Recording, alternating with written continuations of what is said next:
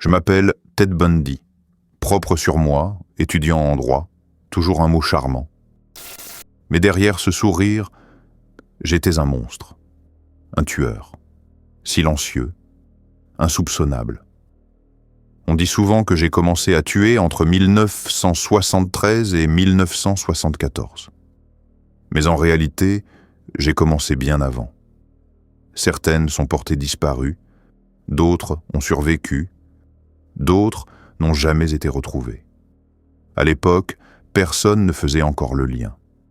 Je les choisissais avec soin, jeune femme, brillante, confiante. Je simulais un plâtre, une blessure. Elle pensait aider, elle montait dans ma voiture et ne revenait jamais. Le cancer du poumon fait exactement la même chose. Il charme, il se fait discret. Il prend le visage d'une toux banale, d'un essoufflement passager. Il demande juste un peu d'attention, puis disparaît dans l'ombre pendant qu'il progresse. Après chaque meurtre, je devenais un autre. Je changeais d'état, de méthode, d'identité. Je brouillais les pistes. Le cancer du poumon aussi, il se transforme. C'est ce qu'on appelle l'hétérogénéité. Chaque individu, chaque tumeur, chaque cellule, chaque mutation peut être différente. Et c'est justement cette combinaison complexe qui rend ce cancer si difficile à comprendre. Et encore plus difficile à traiter. On m'a arrêté. 2 fois. En 1977, j'ai sauté par la fenêtre d'un tribunal.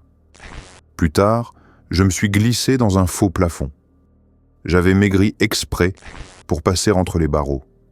Et pendant mes cavales, j'ai continué à tuer. Le cancer du poumon, lui aussi, s'évade. C'est ce qu'on appelle l'échappement thérapeutique. Il apprend à résister au traitement. Et pendant ce temps, il voyage. Il quitte le poumon, colonise les os, le foie, le cerveau. Il n'a plus besoin de cage. Il prend tout l'espace. Il métastase. Mes victimes avaient entre 12 et 26 ans. Le cancer du poumon, lui, n'a pas de préférence. Fumeur, non-fumeur, jeune, vieux, homme, femme. Et bientôt, il deviendra la première cause de décès par cancer chez les femmes, devant le cancer du sein. En 1979, mon procès a été filmé. Le monde entier m'a vu. Et pourtant, même là, je jouais un rôle.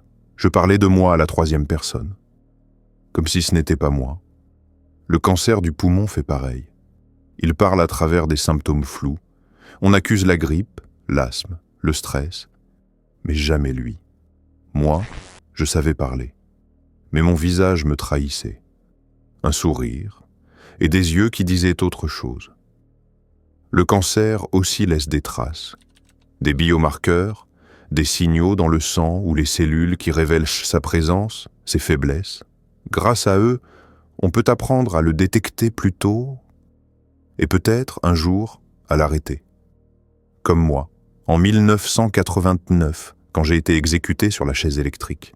Je suis Ted Bundy. Mais le véritable tueur en série, celui qui change, mute, s'adapte, s'échappe, celui qui tue encore aujourd'hui, c'est le cancer du poumon. Il est plus rusé. C'est le tueur numéro 1 parmi tous les cancers dans le monde entier. Et tant qu'on ne le montre pas du doigt, il continuera.